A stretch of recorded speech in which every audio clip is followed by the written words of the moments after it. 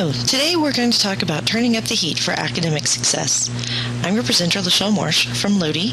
You can find out more information about us at www.loticonnection.com, and hopefully we can help start that conversation about turning up the heat. Today we're going to talk about the building blocks of HEAT, the research base, and the four components themselves: higher order thinking, engaged learning, authentic connections, and technology use. Why HEAT is something we've often been asked. We find that all of the research that we have done shows that if you work on these four elements, the academic success for your students will go up. As Dr. Moersch always says, what gets measured gets improved. No matter what is happening in the classroom, there is some degree of heat coming from the students, whether it is chilly, chilly, chilly, or super hot. HEAT is not a program or another thing to do. HEAT is simply a lens we use to discuss the level of student learning in terms of these four components. If you'd like to learn more about the research base for our program, these 3 articles plus others are available on our website. This video presentation references 4 videos specifically. You may take a moment to open them now, or they are each referenced in context as we get to them. Let's consider the first building block of HEAT, higher order thinking. The exemplar of this component, or the highest level, is students learning and questioning at the analyzing, evaluating, and creating levels. The key is, what are the students doing? At what level are the students learning, and at what level are the students questioning? Another key consideration is, at what level should the students be learning and questioning for this particular lesson? While it is important that students have opportunities at the lower level of Bloom as they are learning new content and information, it is equally important that students have the context of analyzing, evaluating, and creating. By operating at the higher level of Bloom's, students have an opportunity to improve their skills and deepen their understanding. What is the highest Bloom level in the following lesson samples? This video has been posted to help teachers gauge their own progress toward implementing technology in more effective ways. I'm going to stop the video right now so that you can watch the video on your own, and then we will get back together and talk about it. The first question: if you saw this lesson at your school, would you like to see it again in another classroom? Would you like to see that kind of lesson spreads? The second question: if this teacher asked you for suggestions, where would you start? Specifically, was the student cognition level low or high in this video? What questions did you see the students asking? What information did you see the students sharing? Next, let's consider this video based on a specific set of look-fors. It is important to separate the thinking that you see the students doing from the thinking you see the teacher doing. Consider this statement: if the students were blank, then the thinking level is blank. I find this statement particularly helpful because everyone brings their own experience to a learning video. As we do these practices, it will help if you put your sentences and your thoughts into this framework of, if the students were blank, then the thinking level is blank, because that helps frame your conversation. I completed this assignment in the following way. If the students were filling in the graphic organizer created by their teacher, then the thinking level is remembering. Before I could decide, I would need to ask how much guidance the teacher provided on the compare and contrast portion of the lesson. For me, this lesson is a 2 on the HEAT framework. Students are learning and questioning at the remembering level. Consider, for the lesson to be analysis, the students would need to be discovering their own descriptive facts and then determining how the graphic organizer should look. Each time the teacher told the students exactly how many pieces, we're going to divide this into 3 sections, we're going to have 2 descriptions. This makes it where the students who have good reading skills can give her the right answer without actually understanding what they're talking about. Let's consider a different lesson. Consider a lesson where students are asked to compare and contrast speeches from 2 different historical figures. What might happen if the students were given the 2 speeches and asked to list 2 items the speeches have in common? What parts of this assignment might challenge students? What if instead students were shown 2 word clouds that represented the same 2 speeches? Review the 2 word clouds below and decide which one is the inaugural speech of President Kennedy and which one is the inaugural speech of President Obama. Then choose at least 2 words to support your choice and be ready to explain them. This is speech A. Is it Obama or Kennedy?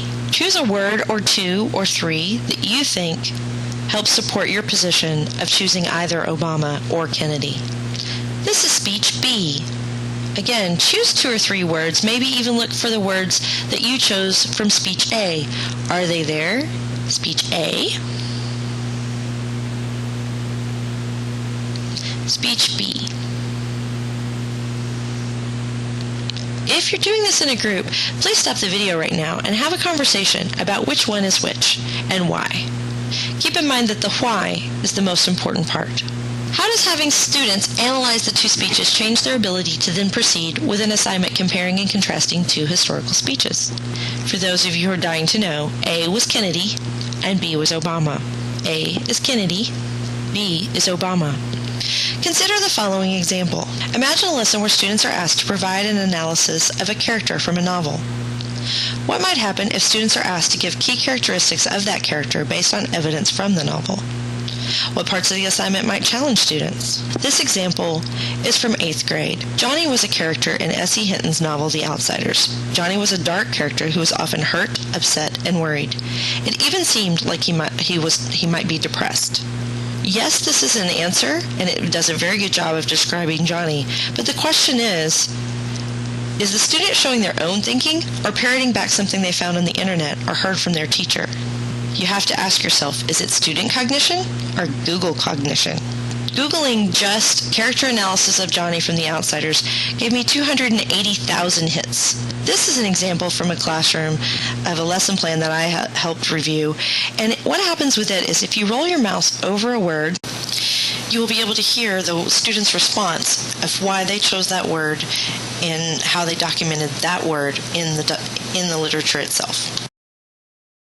Johnny seemed worried on page 54 when he said, "What do they want? This is our territory. What are the socialists doing this far east?" Johnny seemed depressed when he said, "It seems like there's some place without greasers or socialists, with just people, plain ordinary people." By hearing the student describe in his own words where he got the proof from the book to prove each of the words he chose, it gives you a chance to hear the student's thinking. How does the evidence of student thinking change from the paragraph to the word cloud? Next, let's consider the second component, engaged learning. Engaged learning is the second component of H.E.A.T. The exemplar or top level of that component is students help define the task, the process, and/or the solution, with collaboration that extends beyond the classroom. Do these phrases represent what you might expect to see and hear? In Herbert Cole's book, I Won't Learn From You, and Other Thoughts on Creative Maladjustment, he talks about the non-learning mode and all of the activities that students go into to avoid learning. Can students be involved in the classroom but not engaged in the learning process? Let's explore the level of engaged learning in the following video. This is another opportunity to stop this video, watch the linked video, and then rejoin the discussion. In the H.E.A.T framework, the engaged learning ranges from students reporting only what they have learned, all the way to students helping define the task, the process, and/or the solution. Consider the fill-in-the-blank sentence that we've used before. I completed the assignment as this. If the students were collaborating with students at the other schools to write better poetry, then the engagement level is a 6. Before I could decide, I would need to ask how much collaboration beyond the classroom was involved. The engaged learning component talks about where students have choices and how they get to make decisions. Because the content is driven by the state standards, the main opportunity for students to make choices is in the process and the product. A key consideration for this component is to consider whether the content being covered is actually part of the curriculum for this course and whether the number of days being spent on the activity are appropriate for the content. Giving students choices during the process and product part of the lesson is a key way to increase the engagement level. In John Goodlet's A Study of Schooling, they noted that 75% of class time was spent on instruction and that nearly 70% of that was talk, usually teacher to student. Barely 5% of that instructional time was designed to create students' anticipation of needing to respond. One of the things we want to look at is how do we increase the anticipation of needing to respond. Compare 2 lessons. One where students are asked to go on an interactive whiteboard to drag animals, plants, and objects from a clip art pile into 3 categories: omnivores, carnivores, and herbivores. And a second lesson where students are taken to a nearby creek to capture a container of water to examine the living versus non-living animals, plants, and objects they find. That project leads to a class gardening project to protect the stream from pollution. We don't need to see the videos to compare these two, but if you would like to, the links are included. Consider the engaged learning framework on those 2 descriptions. The first description, where students drag objects around on a whiteboard, is basically students reporting what they have learned only, with possible collaboration. The second example, where students are taken to the creek, allowed to make their own discoveries, and then take those discoveries and turn them into a class project, becomes a level 6 on the engaged learning. Next, let's talk about the third component, authentic connections.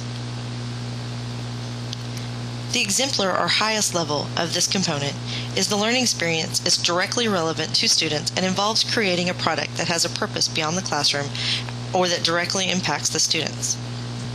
Obviously, some content and/or some projects lend themselves more appropriately to this connection. But we want to make sure that even in small ways, students are allowed to make connections to the content so that they have a place for that new learning to go. This is especially important with students who have limited life experiences of their own. The authentic connections looked for relate specifically back to the learning experience, the amount of real-world relevance, and the opportunity that students have to apply their learning to a real-world situation. Let's explore the level of authentic connection in the following video. This is another opportunity for you to stop the video and watch the third video from the original list of links. Then we will rejoin the discussion. Based on what you saw in the video, which level of authentic connection is most appropriate? Consider, if the students were blank, then the authenticity level is blank. Before I could decide, I would need to ask. I completed that assignment as follows. If the students were changing the health practices of their own family, then the authenticity level is a 6. Before I could decide, I would need to ask how the students feel the product impacts them.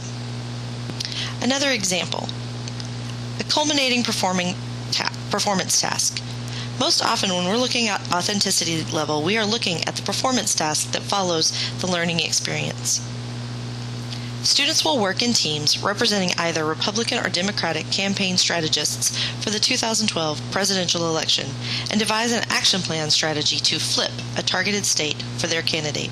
Remember, it only requires 270 electoral votes to get your candidate into the Oval Office.